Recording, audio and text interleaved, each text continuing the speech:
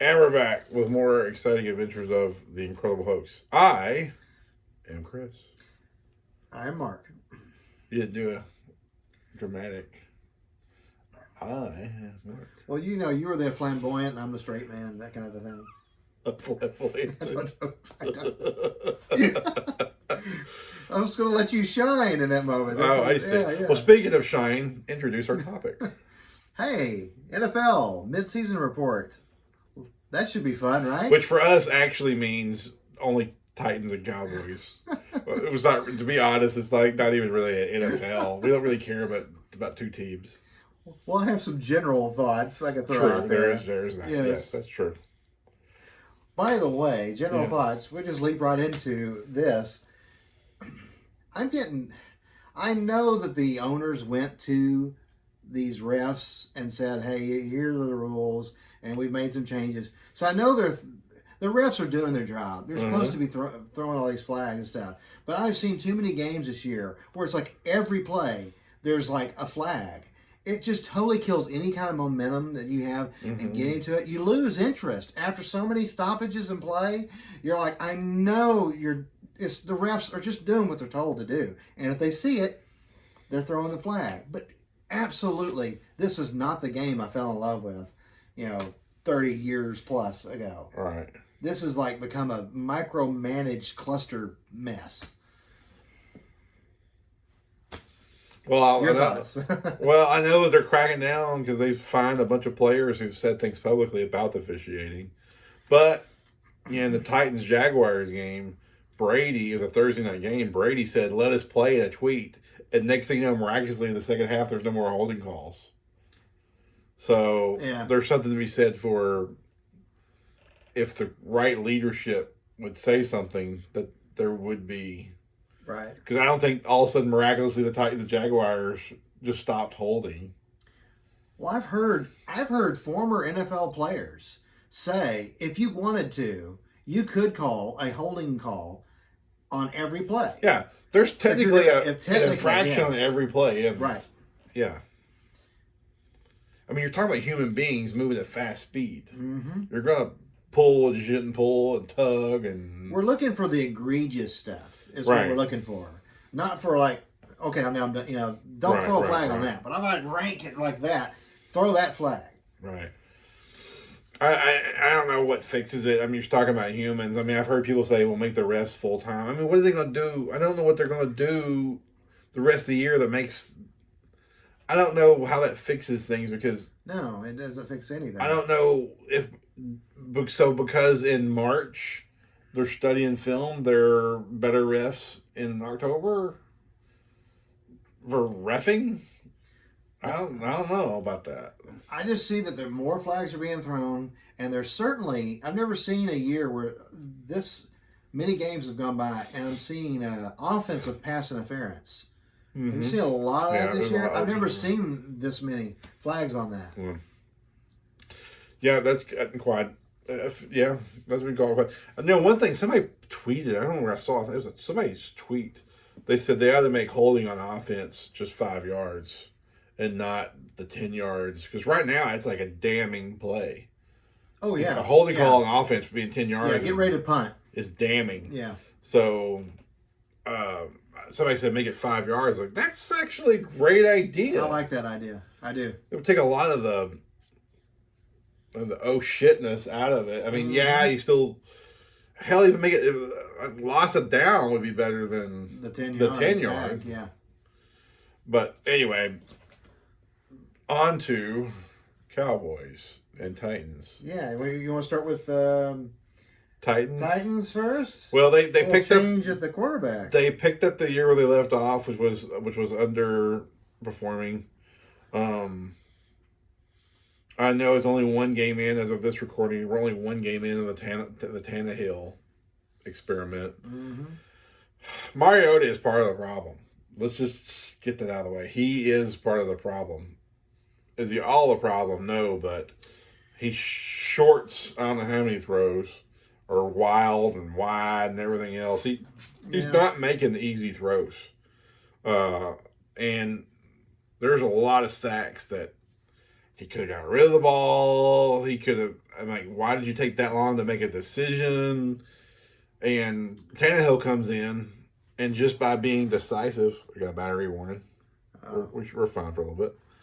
We got, just because Tannehill's decisive, boom, boom, boom, 300-yard passer, 2 touchdowns, we win the game. Now, we narrowly won it, but that does not reflect on Tannehill. The defense gave up a cheap, easy touchdown drive, and I'm not so sure about some of Vrabel's decisions, but anyway, nevertheless they won the game, and Tannehill was decisive, and he made the standard throws that Mariota wasn't making. So, I mean, I my heart wants Mariota to be the guy, but I don't know what's happened. It's kind of like watching. It's like, like those last years for Marino and those last years for Manning, those last years for Aikman. He just didn't have it. Yeah. It feels like he had that this year, but only his 5th year. I don't know if you saw enough of his games to have an opinion. From last year, you mean, to this year? Yeah, Mariota. I don't know if you saw enough of his play. Enough of an overall impression. My biggest takeaway is the fact that their offensive line had improved, but his play is going the other way. So, it's like, dude, I understand the idea that we want, some better receivers to throw to, but one hoppers and not being accurate with the ball, we don't know how good our receivers are because you can't get them the ball. And the offensive line had improved. So if they're slipping, how long? Then he's hanging on to the ball too much. Well, the O-line is not perfect. Now the receivers, I mean, Tannehill comes in and the receivers just work just fine. I mean, he's got over here. He's got a top 10 draft pick at receiver. Mm-hmm. Over here, he's got a big prospect, 2nd-round pick, who's actually been really good.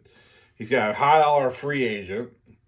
He's got a Pro Bowl tight end. Oh yeah. He's got a Heisman-winning Pro Bowl running back. Mm-hmm. So it's like Mario just wouldn't get the ball to these people. Yeah. Magically, Tannehill just. It goes back to my theory of everything. If you're just 99% of all problems are solved if you're just normal. If you just fucking. If you just proceed normally. That solves so many problems in life. Not just in football, but a lot of things. What's the normal thing for me to do right now? Oh, let me just do the normal thing. You know how often that fixes life's problems? Like 99% of the time. Right. And so Tannehill comes in, and he just makes the normal throws. Right. We win a game, 300-yard passer, 2 touchdowns. Just normal. He didn't run around. He didn't go in circles. He didn't throw off his back foot straight up in the air. Yeah. He's just normal. Like our Star Wars. If Ryan Johnson would have been just normal, he would have saved the entire franchise. Normal. Just normal. Well, it could very well be that Mariota is just simply made out to be a journeyman backup quarterback. Maybe that's his role going forward. Maybe. He's like a Doug Flutie. Just his demeanor, kind of. Remember Jay Cutler? Bears fans couldn't stand his demeanor. I mean, he seemed like he probably is probably a nice enough guy, but his demeanor agitated them because they didn't seem like fire in the belly. Yeah. Mariota, not as bad as Cutler, but Mariota kind of annoys me this year. Like when he showed up to the draft and he's just like, hey, he was just so like blah and passe, like, welcome to Nashville. Like, dude, where's the, fire in the belly? Where's the take control of the room? He had none of that. The most passion he gave in any conversation or with the press was when he got benched. And that's when he actually showed a little bit of fire and some life behind his eyes. Yeah. Now it took that to get him to show a little life. Well, that's a shame. I'm gonna plug this in just so we just don't lose. Bart, my hands all over your viewing screen. I'm gonna get power to it. There we go. Oh, we got power to this, Power. so we don't lose this thing. But yeah, I mean, that was the most enthusiastic I'd seen when he got benched in his first words to the press after that. That was the most, like, there was like something home behind the eyes. Yeah. Yeah. It's a little frustrating because he seems like a nice enough guy, but quarterback is one of those positions where, you are the leader, and you got to take that bull by the horns. Mm-hmm. And when your play is like going the wrong way, Mm-hmm. and you still just kind of have this, that really ticks us off. After how many years have we been like 8-8 or worse? You're like we want to know that things are changing. We're on an upswing, and him acting like he's okay if he's there or not is not the way to win over fans. Yeah, they've been stuck at 9-7, and in fact, they were on the path to be worse. They fought back to 3-4, so now they're a game away from their division because Colts and Texans are both at, I guess, 4-3, the opposite. Mm-hmm. So they're right in the thick of it. They got plenty of games left in the year to matter in the division. I don't think they're as good a team as the Colts and the Texans have proved to be.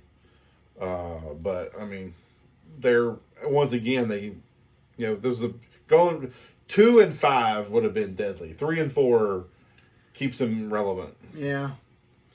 So we'll see. I'm all aboard Tannehill. One game in, he's shown me enough that's the guy. Let's just keep riding this train and see what happens. I don't think Mariota is the future, obviously, and I think they knew that. That's the reason why there has been no contract extension talk. And I think Tannehill's the guy. For now, at least. He's the guy. He's Mr. Now. I don't know if he's Mr. Forever, but he's Mr. Now. Well, I think kind of from where they've started, if they can make wild card, it'd be a victory. It'd be a victory. It'd be a good turning around of a season that did not start off well. And I mean, when you have to change your quarterback, so that's not a small thing. So if they make wild card, then that's encouraging. You'd count your blessings. You'd take that. At this point, you take that big time. Yeah. Cowboys. Well, lost a heartbreaker to the Jets. That was not expected. Yeah. But rally back to beat the Eagles. They're kind of like as Dak goes, we go at this point, because Dak played great the first 3 games. Then he played subpar the next 3, and we lost. And then, of course, the Eagles game, he was solid, and we put up a win. So Dak is that guy. I don't know if he's like Kirk Cousins, where he's like, we just got to get used to that he's just kind of okay, But I have a suspicion that we got to get used to Dak. He's not going to be, Drew Brees. He's not going to be Steve Young. He's going to be basically Kirk Cousins or someone like that. He's just good enough. Even Flacco, Joe Flacco in his prime, he's just kind of good enough. And I don't know that I'm okay with that, but I can kind of accept it if I know going forward that's what he's going to be. So, do you think that he's Mr. $30 million a year that he wants to be? No way. Do you pay that? I don't know. I don't want him to pay that kind of money for a quarter. If I'm paying you $30 million, you better be Drew Brees or Aaron Rodgers. Yeah. Because I know it's the going rate. I have no problem giving him $20 million. I have no problem with that. I don't know why he thinks he's worth it. He ain't done nothing. I mean, I don't think he's won a playoff game, has he? They did win the one playoff game, didn't they? Against, I'm trying to remember who it was. Seattle or something? It might have been. I don't know. But we can't get past Aaron Rodgers anyways, and until we get a team together that can actually, lay a hand on Aaron Rodgers, you're not going. $30 million is what you get if you've been to a championship game. You know what I mean? I totally agree. Or you went to the Super Bowl, you might have lost it, but you went at least went to the Super Bowl. You're that level of you can be there. Where the market is right now, $30 million is what they're paying elites. Dak is not elite. Now he played the first 3 games. If you just go by his record, you know, his stats, he was off the charts. Like he's playing elite, but then he played playoff caliber teams at least the next 2 games, and he got torched. He was terrible. And then the Jets game, he wasn't very good there either. He finally showed up in the second half. I've seen Dak do this too much. He's a slow starter, and he finally shows up like in the second half, and that doesn't make me want to give you $30 million. You know, I like him. I want him to be the guy. It's just, I just think at the end of the day, I'm about ready to call what I think he is. I think he's just Kirk Cousins. He's just kind of there. You know. If you recall his rookie year, I said my fear is it's really a Zeke that's phenomenal, and he just happens to be the caretaker, and he's really just, you know, what was that guy in Jacksonville that year they ran all over everybody, but he had to be the quarterback, and they went like 11-5. David Gerard, you talking about him? I remember I kept saying my fear is that he's David Gerard. Yeah, he's just kind of good enough. And as long as Zeke is phenomenal, which his rookie year Zeke was phenomenal, then he just happens to be the guy at the right place at the right time. That he looks amazing. Yeah. But over time, David Gerard, no. He was not a franchise quarterback. I mean, you watch his throws, especially like these games where it's like the level of talent is in competition so much higher. He throws behind people. He's not very accurate. You know, it doesn't help that we had receivers drop some passes too. I want to be fair because they certainly did that. And I know we have injuries, but you know, I'm just sick of hearing about injuries. I've seen too many teams that Dallas has played. Oh, their secondary's totally decimated. They had people they brought in from Lowe's, and they still like managed to beat us. What was it? Packers that year had like no secondary. Yeah, and they still won the dead blame game. Yeah. So I'm really tired of the injury argument. It's like New Orleans. It's like New Orleans is kicking ass this year, and they're on their backup quarterback. Right. Their backup quarterback, Teddy Bridgewater, was the first round draft pick, but still. Right. I mean, he washed out somewhere to get to this point. Yeah. So, I mean, I feel with the Cowboys, it feels like you're this elite franchise, but all the good stuff for some reason happens to the other teams. But you're still counted with the Packers and the Patriots and like the Giants, like those elite kind of high market, high value teams. So you're still counted in that group, but you never get any of like the good stuff happens to you. You know what I'm saying? Like you get to hang out with the cool kids, but you're just there. Nothing really happens for you like the other cool kids get.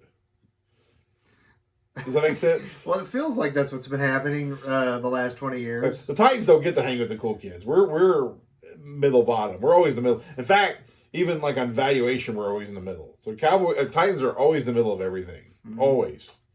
Always middle. Yeah. You guys are always around the top valuation, top. You know, most Super Bowls won. You have won 5, so you're right there at the top with the Patriots and the Steelers and the Niners But like y'all for 20 years now, whatever it's been, 30 years, whatever it's been, it's like none of the cool stuff happens for you. That's certainly true. You know, Jason Garrett. I'm trying to think which game it was. I guess it was the Packers game. Yeah. Where Jason Garrett had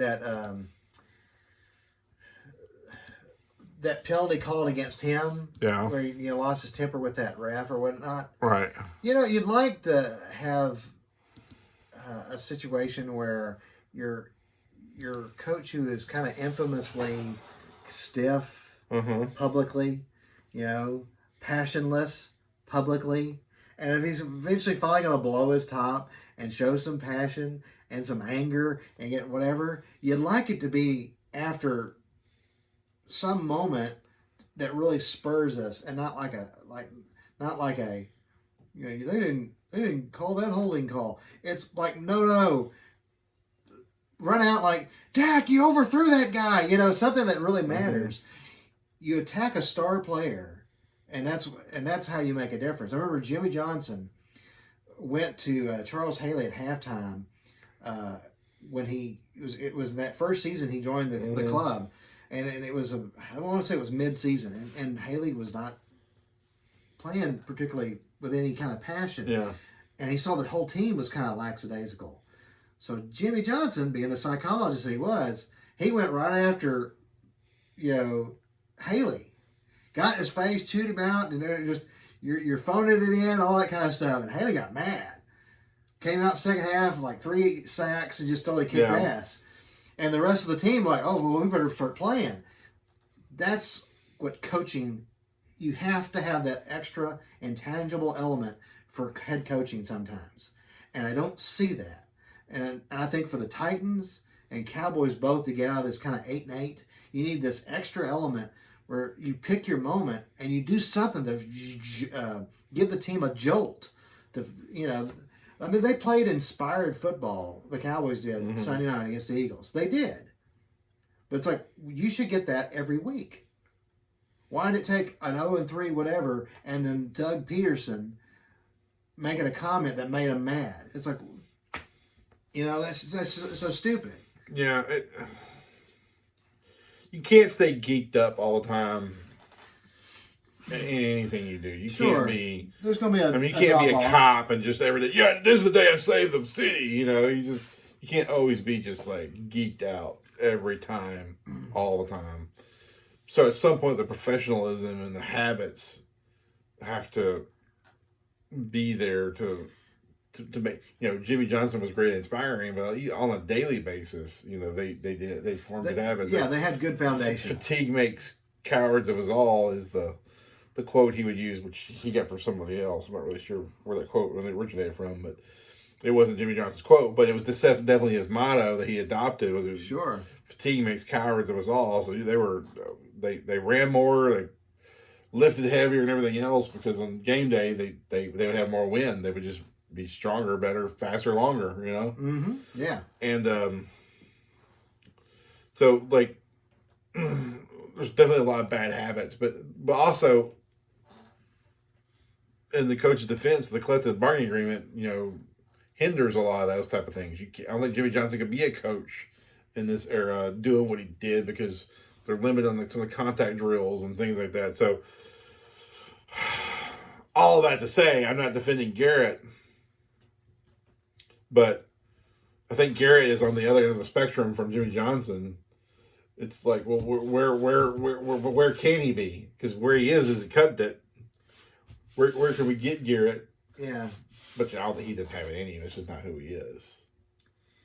Plus, true. It's just, I guess my point is, that was his moment he picked to show that kind of passion. I know what you mean. Why couldn't it have been, it was a crucial 3rd and 5 in the 4th quarter, and we needed that to stay in the game, and then someone does something and, like Dak overthrows, or maybe Amari Cooper drops a ball. Then run over and be mad and get in their face, because instantly you got then 52 other players going, whoa. Did you watch that Amazon Prime series with the Cowboys? All or Nothing. Yes, I did. Spent like half a year with them or whatever, or up to Thanksgiving or whatever it was. I did get to see it. Yes. One of the things that caught me about Garrett is he cussed a lot, but it was not like real. Like it was like he was trying to cuss. It's like when he would say fuck. Like, it didn't sound like natural. It was almost like he was trying to use the word fuck. And so, like, he was faking being tough, faking anger, faking toughness, faking whatever. It just sounded like really phony baloney. Like this is expected language in this locker room or something. Yeah, or this is how I show you how tough I am. We're going to do what the fuck I say. Or that's the only way I can get this 23-year-old to listen to me unless I swear. Yeah, it didn't seem genuine. And, like, I don't think that, I don't know, if I was on his team, like, I would, like, I don't feel like I would be, I don't think I'd have any sort of, like, threat from him. I would not fear his wrath. That's been the problem with a lot of Cowboys coaches is you just know a lot of them just go over his head and go to Jerry. Jerry, I'm not getting my way. I think there's a lot of that I think goes on. I just feel like there's a lack of something. Genuineness, passion. I'm not sure what it is. He wouldn't be my coach. I'll just put you that way. Well, bottom line, can we say that we can doubt whether the players are responding to his? Oh yeah, his I think it's style? very much in doubt. Okay. I think they're not responding. I think that you take everything the same roster, but stick in Belichick's too easy because he's proven. I mean, you win 6 Super Bowls. Yeah, you're the man. Oh yeah. Well, if you put John Gruden say in that roster, I think they're better like immediately. Oh yeah, I would agree. Like day one better. Oh yeah, I agree with that. I think because this is a topic of discussion, it's going around the internet. I don't think Jerry Jones. I don't see a situation where he would fire Jason Garrett in the middle of the season. Period. End of story. He doesn't want to do it. It would have to be like a really major, like the players totally giving up on him, which we haven't seen anything like that. Yeah. And I don't think it's going to happen. I don't think it's warranted yet. I don't think it's warranted either. But there's a lot of that speculation because I think some restless fans are already looking ahead. And so after this season, if we don't make the playoffs, Jerry's going to have to make a tough call. I think even still, he's going to be tempted to bring him back another year, to be honest with you. But if he did make a change, that Chris Richard, who's their assistant defensive coach, they think a lot of him, and he's a younger guy. I could see them promoting him to head coach. And then another name to look for, because he's out there taking a year off, is the former coach of the Packers, taking a year off. Mike McCarthy, right? Oh, yeah. I could totally see Mike McCarthy taking over, which I would be fine with that. I mean, the guy won a Super Bowl, and so that's more than we've done in 20 years. I'd be up for that if he goes that way.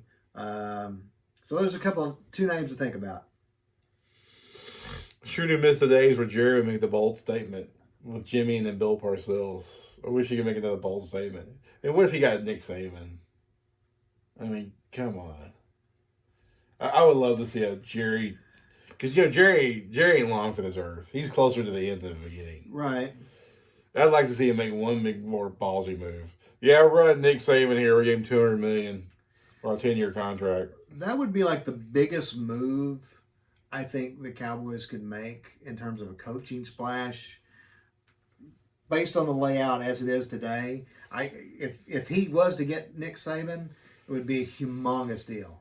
I'd like to see Jerry balls out and do that. I'd like to see whoever, and it doesn't have to be Saban. Maybe it's that guy from Ohio State that left. The only thing I would say is Jerry just know though, Nick Saban's a hard ass. Now, and I mean that in the most complimentary way. He's a tough nose. Well, Urban Meyer, I mean, he needs to make a bold statement. I don't think he can hire. Well, here's Pipsqueak guy that we think a lot of. He's young, determined. No, man. Yeah. Fuck that. Get like a program guy. Bill Parcells, Jimmy Johnson. Right. Where you're buying into a program. Urban Meyer, something like that. That's what I think. Yeah. Urban Meyer's name was floating around on the internet just today. Yeah. So we'll see. Well, one thing's for damn sure. We ain't in charge. With that. Not yet.